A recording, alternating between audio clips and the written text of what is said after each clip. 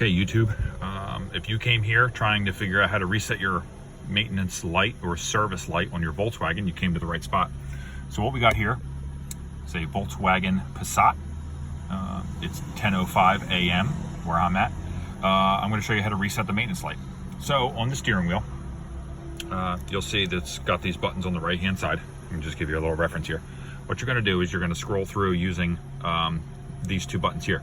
You'll scroll through, keep going, you'll come to the settings screen, you'll click down, you'll keep going all the way down, it'll say service. You're going to push the OK button. Service since 800 miles, this one's overdue. I'm going to keep pushing it. It'll go reset. Do you really want to reset the service? Click OK, service reset.